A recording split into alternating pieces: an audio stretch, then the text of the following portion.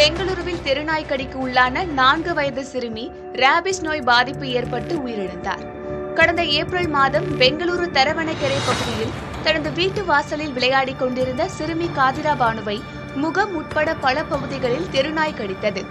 மருத்துவமனையில் சேர்க்கப்பட்ட சிறுமிக்கு ரேபிஸ் நோய் ஏற்பட்டது.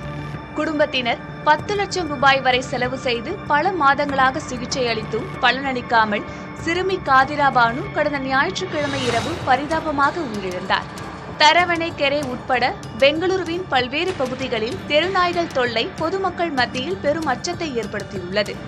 கடந்த ஆகஸ்ட் 12ஆம் தேதி அன்று காலையில் நடைபயிற்சிக்கு சென்ற 2 மாணவர்களை தெருநாய்கள் கடித்தன. கடந்த மாதம் வீட்டை விட்டு வெளியே வந்த 68 வயது முதியவர் தெருநாய் கடிக்கு ஆளானார்.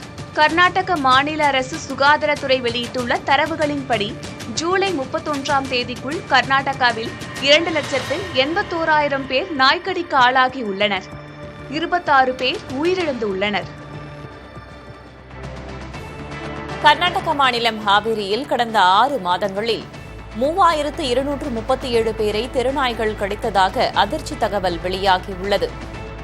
ஹாவேரியில் ஹனகல், பையதகி, பன்காபுரா, சாவனூர், ஷிகான், ஹிரேகெரூர், ரட்டிஹள்ளி, குட்டாலா டவுன் ஆகிய பகுதிகளில் நாய்களின் தொல்லை அதிகமாக உள்ளது. தெருநாய்களை பிடிக்க வேண்டும் என நகராட்சி அலுவலகத்திற்கு மக்கள் பலமுறை புகார் அளித்தும் நடவடிக்கை எடுக்கவில்லை என்ற குற்றச்சாட்டு எழுந்துள்ளது.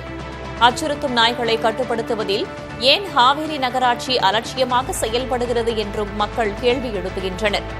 இதுகுறித்து பேசிய ஹாவேரி நகராட்சி மன்ற தலைவர் சசிகலா மல்கி, தெருநாய்கள் தொல்லையை கட்டுப்படுத்த நடவடிக்கை எடுக்கப்படும் என்றார்.